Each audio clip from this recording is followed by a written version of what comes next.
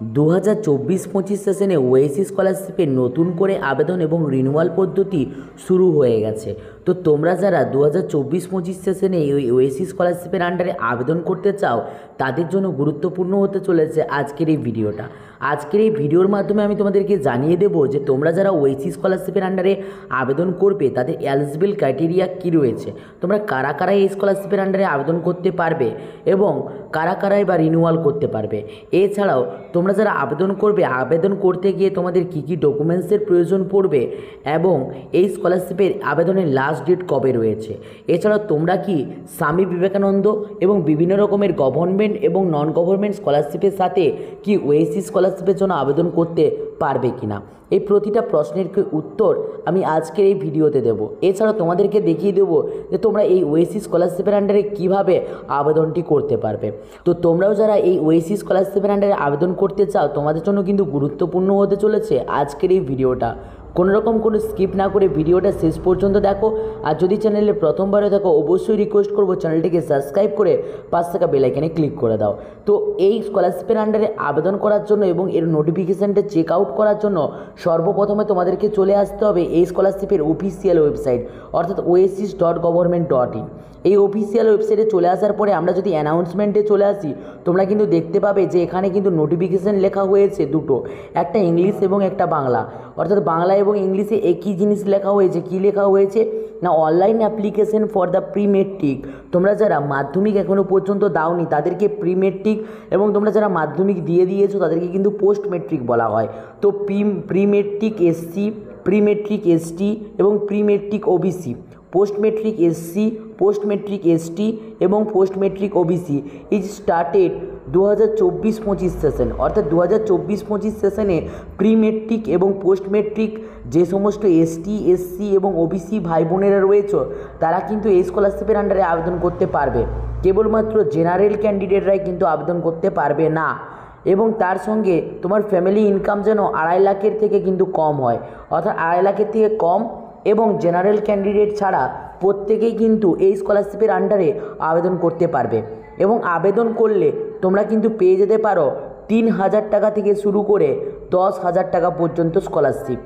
তো এই স্কলারশিপ পাওয়ার জন্য তোমাদের কী কী ডকুমেন্টস সাবমিট করতে হবে না, 1 নম্বর ডকুমেন্টস তোমাদের যেটা লাগবে সেটা হচ্ছে অ্যাডমিশন রিসিপ্ট কপি তোমাদের কিন্তু প্রয়োজন পড়বে। 2 নম্বর যেটা লাগবে সেটা হচ্ছে গিয়ে তোমাদের যে প্রিভিয়াস যে এক্সামটা তুমি দিয়েছো সেই এক্সামের কিন্তু যে রেজাল্ট, সেই রেজাল্ট অর্থাৎ তুমি কিন্তু পাস করলে আবেদন করতে পারবে। অর্থাৎ ন্যূনতম 25% নাম্বার পেলেই তুমি কিন্তু এই স্কলারশিপের জন্য আবেদন করতে পারবে। 3 নম্বর পোর্শনে যেটা প্রয়োজন পড়বে মোস্ট ইম্পর্টেন্ট সেটা হচ্ছে তোমাদের কাস্ট সার্টিফিকেট। এই কাস্ট সার্টিফিকেট তোমাদের কিন্তু প্রয়োজন পড়বে। এছাড়াও 4th নম্বরে তোমাদের যেটা প্রয়োজন পড়বে সেটা হচ্ছে তোমাদের ফটোগ্রাফ প্রয়োজন পড়বে। এবং 5 নম্বরে তোমাদের কিন্তু ব্যাংকের পাসবই প্রয়োজন পড়বে। 6 নম্বরে তোমাদের কিন্তু প্রয়োজন পড়বে সেটা হচ্ছে গিয়ে তোমাদের সিগনেচার এবং তার সাথে আধার কার্ড তোমাদের কিন্তু প্রয়োজন পড়বে। এই ডকুমেন্টসগুলো নিলেই তুমি কিন্তু এই স্কলারশিপের আন্ডারে অর্থাৎ ওএসি স্কলারশিপের আন্ডারে কিন্তু আবেদন করতে পারবে। তো এই ওএসি স্কলারশিপের আন্ডারে আবেদন তোমরা কীভাবে করবে না, এই oasis.government.in অফিসিয়াল ওয়েবসাইটে চলে আসার পরে এখানে যে স্টুডেন্ট রেজিস্ট্রেশন অপশানটি রয়েছে এই রেজিস্ট্রেশন অপশানে তোমায় কিন্তু ক্লিক করতে হবে। তো এই স্টুডেন্ট রেজিস্ট্রেশন অপশানে ক্লিক করার সাথে সাথে তোমাদের সামনে কিন্তু তোমাদের ডিস্ট্রিক্ট চুজ করার অপশান চলে আসবে। তো তোমরা এখান থেকে কিন্তু তোমার যে ডিস্ট্রিক্ট রয়েছে সেই ডিস্ট্রিক্ট তুমি কিন্তু চুজ করে নেবে। ডিস্ট্রিক্টটি চুজ করে নেওয়ার পরে এখানে যে সাবমিট বাটনটা রয়েছে এই সাবমিট বাটনে তোমরা কিন্তু ক্লিক করবে। তো যেই মুহূর্তে সাবমিট বাটনে ক্লিক করবে তোমাদের সামনে কিন্তু অপশান চলে আসবে যে তুমি যে ডিস্ট্রিক্টটা সিলেক্ট করেছো সেটা কি তোমার ডিস্ট্রিক্ট, তাহলে তুমি ওকে করবে। ওকে করার সাথে সাথে তোমার সামনে কিন্তু এই ধরনের একটা ফরম্যাট চলে আসবে যেখানে তোমাকে কিন্তু আই অ্যাগ্রিড অপশানে ক্লিক করতে হবে। এই আই অ্যাগ্রিড অপশানে ক্লিক করার সাথে সাথে তোমার কিন্তু কাস্ট সার্টিফিকেটের যে নাম্বার সেই নাম্বার দেওয়ার অপশান, ইস্যুইং ডেট কত সালে অর্থাৎ কত তারিখে তোমার ওই কাস্ট সার্টিফিকেটটা ইস্যু হয়েছে সেটা দিয়ে তোমরা যদি ক্যাপচার কোড অপশানে ক্লিক করে ক্যাপচার কোডটি দিয়ে সাবমিট বাটনে ক্লিক করলে তোমার কিন্তু রেজিস্ট্রেশন ডান হয়ে যাবে। এবং সেখানে গিয়ে তোমাদের কিন্তু তোমাদের নথিগুলো কিন্তু দিতে হবে, অর্থাৎ তোমার নাম, তোমার বাবার নাম, তোমার ঠিকানা, এই সমস্ত দিয়ে দেওয়ার পর তোমরা কিন্তু এখানে রেজিস্ট্রেশন যে লগ ইন অপশানটি রয়েছে এই রেজিস্ট্রেশন লগ ইন অপশানে তোমাদেরকে এসে কিন্তু ক্লিক করতে হবে। আবারও তোমাদেরকে কিন্তু এখান থেকে ওইখানে রেজিস্ট্রেশনটা কমপ্লিট হয়ে গেলে তোমরা রেজিস্ট্রেশন নাম্বার পেয়ে যাবে এবং পাসওয়ার্ড পেয়ে পেয়ে যাবে।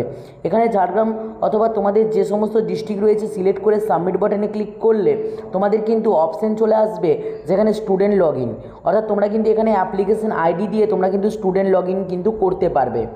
তো অ্যাপ্লিকেশন লগ ইন অপশানে চলে আসার পরে এখানে তোমাদেরকে কিন্তু application log in ID, password এবং সেশনটা সিলেক্ট করে তোমরা যদি সাবমিট বাটনে ক্লিক করো তোমাদের কিন্তু সম্পূর্ণ ডকুমেন্টস আপলোড এবং সম্পূর্ণ ফর্ম ফিল আপের অপশান কিন্তু চলে আসবে। এভাবে তোমরা কিন্তু সম্পূর্ণ একটি ফর্ম ফিল আপ করে নিতে পারবে।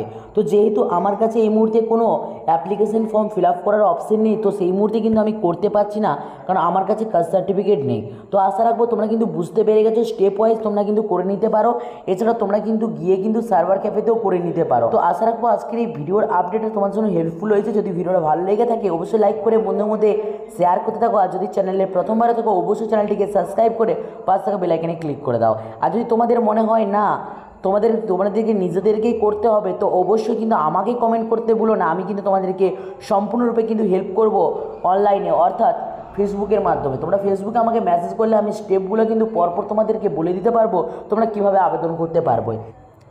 এই ওএসসি স্কলারশিপের সাথে তোমরা কি SBMCM স্কলারশিপ এবং NSP স্কলারশিপ সহ বিভিন্ন রকমের নন গভর্নমেন্ট স্কলারশিপের জন্য কি আবেদন করতে পারবে?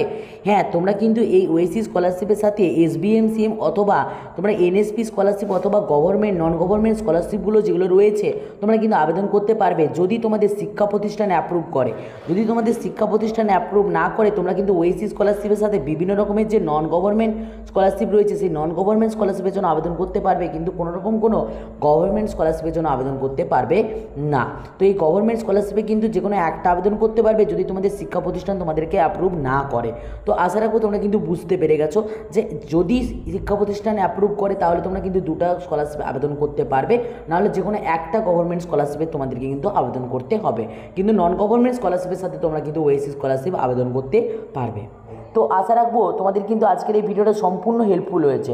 তো ভিডিওটা লাইক করে মধ্যে শেয়ার করতে ভুলো না। চলো বাই, দেখাচ্ছেন নেক্সট ভিডিওতে। প্রত্যেক ভালো থাকবে, প্রত্যেকে সুস্থ থাকবে।